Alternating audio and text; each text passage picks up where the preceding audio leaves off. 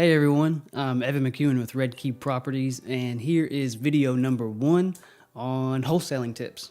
I'm gonna give you 5 points on a couple quick tips for wholesaling whenever an individual gives me a call and they want to sell their property to me.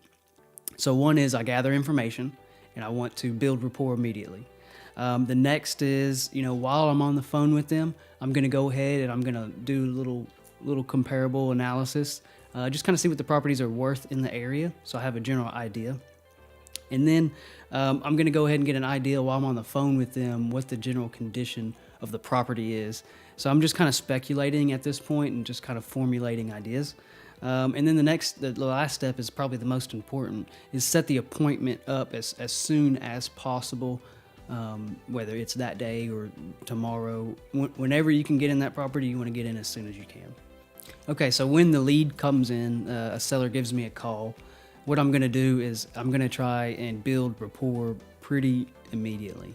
So I'm going to find something that's in common. They might say something, one or two things, and I'm going to pick up on those things, and I'm going to try to create a normal conversation, because that's what I want it to feel like. I don't want to feel like I'm trying to sell them something, because what I'm doing is I'm explaining to them my business and how I operate.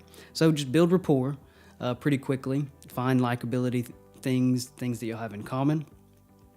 And typically I'll do this in between a conversation. So it's not going to be geared towards their situation. It's not going to be geared towards the property. They might be telling me stuff about their family. They might be telling me stuff about their history. So I'm going to let them divulge that information to me, and I might share some of that as well. So it's a give and a take. While I'm on the phone, I'm talking with them in this process and I'm being engaged with them.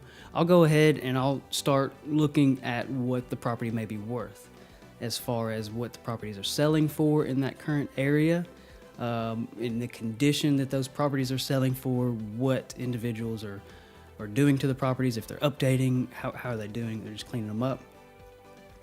And so, I'm looking at pictures while we're going through this conversation of other properties. So I'm kind of multitasking, but I'm building up a case in my head.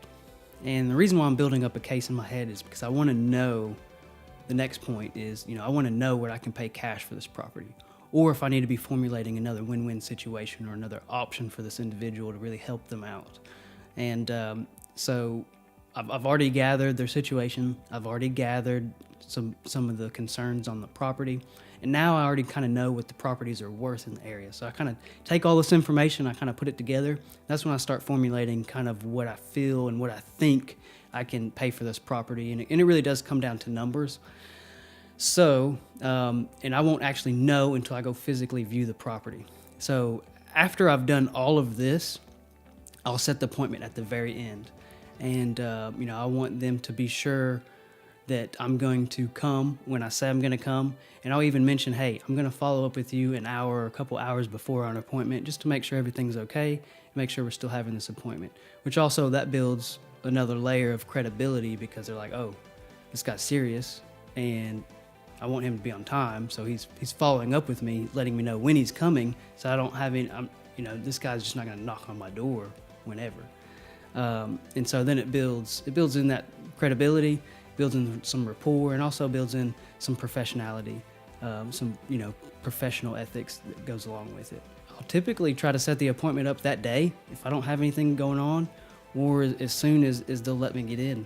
So this is video number 1 on wholesaling, and here's some quick tips and stuff that I do in my business that I'm sharing with you, and I look forward to seeing you on the next video. Thank you.